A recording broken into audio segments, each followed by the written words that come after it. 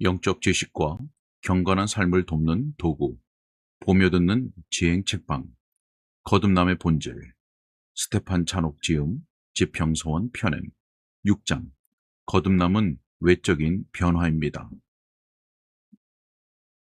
거듭남은 내적인 변화이면서 또한 외적인 변화입니다.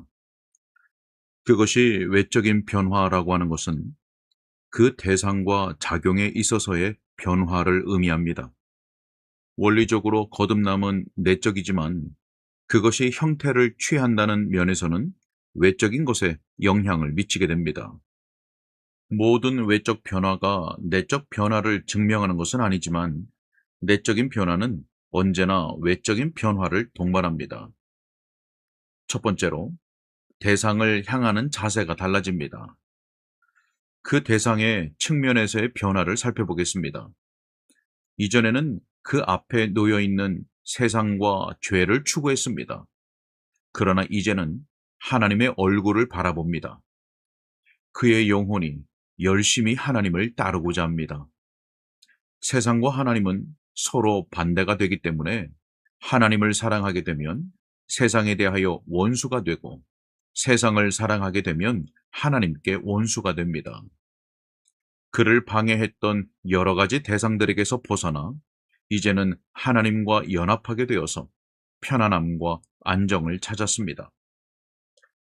내가 여호와께 청하였던 한 가지 일, 곧 그것을 구하리니, 곧 나로 내 생전에 여호와의 집에 거하여 여호와의 아름다움을 앙망하며 그 전에서 사모하게 하실 것이라.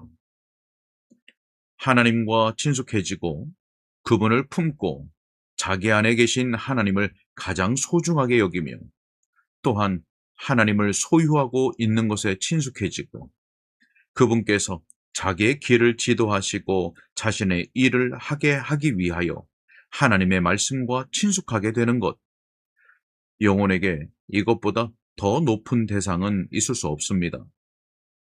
지성은 하나님의 일들을 깨닫는 데에, 의지는 그것들을 선택하는 데에, 정서는 그것들에 만족하는 데에 익숙해집니다. 하나님을 향한 애정이 전혀 없던 때에는 자연인이 하나님을 사랑하게 만드는 것보다 돼지가 가야금 선유를 사랑하도록 만드는 것이 더 쉬웠을 것입니다. 그의 모든 열망이 세상의 쓰레기들, 관습, 상스럽게 부패한 것들, 세상의 쾌락에 집중되어 있었습니다. 그러나 참으로 거듭난 사람은 세상을 그의 열망과 애정의 주된 대상이 되게 할 수가 없습니다.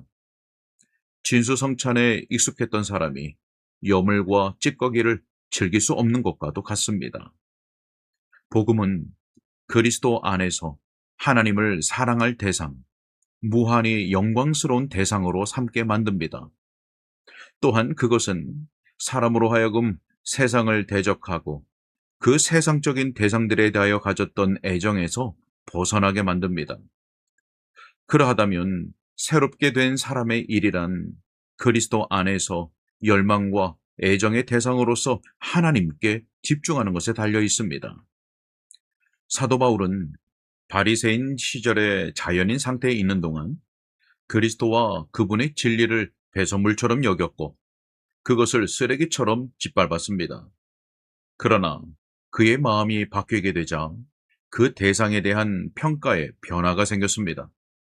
이제 그리스도께서 그의 보배요 모든 것이 되시고 그 외에 다른 것은 모두 배설물처럼 여기게 되었습니다. 둘째로 내면이 외면의 변화로 작용합니다. 그 작용의 측면에서의 변화를 살펴보겠습니다. 이전 것은 지나갔으니 이전의 애정과 행위도 지나갔습니다. 작용이라는 것은 본성에 지속적으로 반대될 수가 없습니다. 작용은 본성을 따릅니다. 마음과 그 마음의 행동은 언제나 서로 모순이 될 수 없습니다. 마음에 가득한 것을 입으로 말합니다. 마음 속에 있는 은혜의 샘을 따라서 그 생명의 현상이 흘러나오게 됩니다.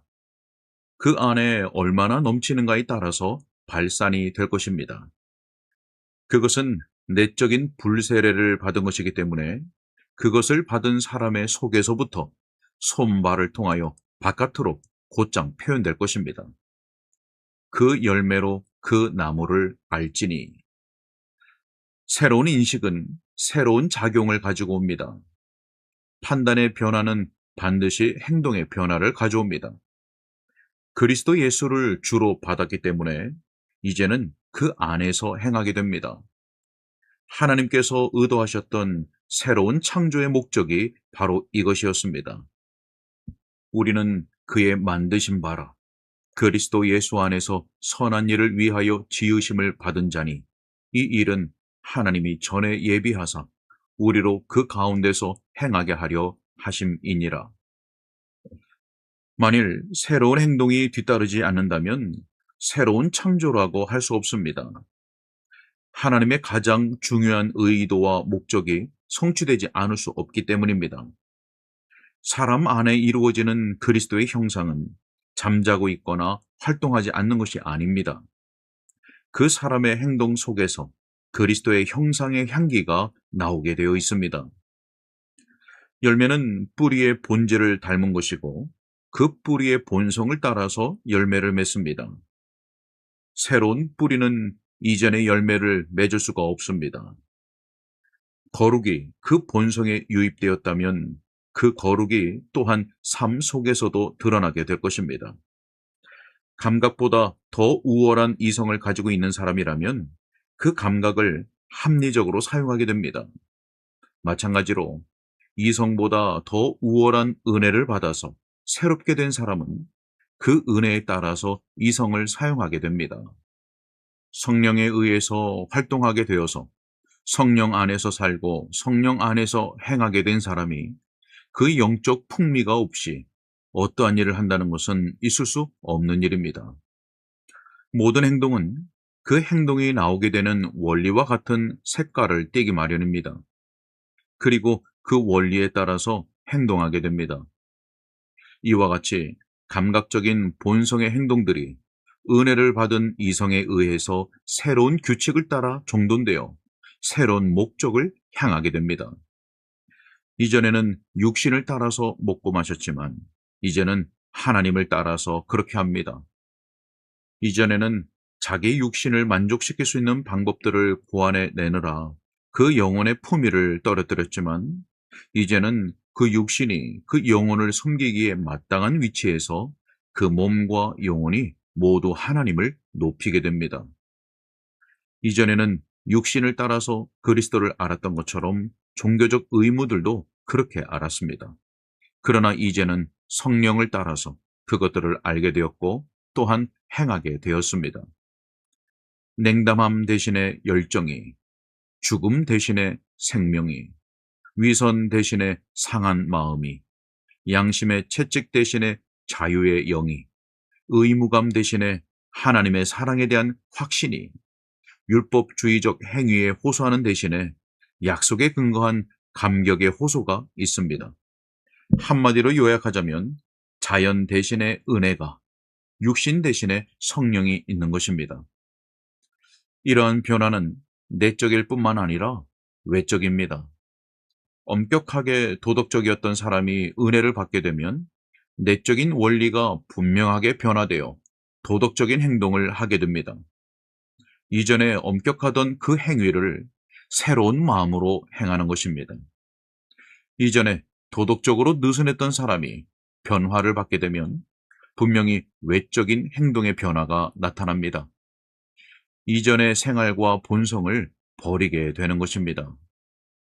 그러나 어떠한 내적인 변화가 없이 단지 외적으로만 바뀐 사람은 그렇게 바뀐 행동을 이전과 동일한 영으로 행하고 있을 뿐입니다.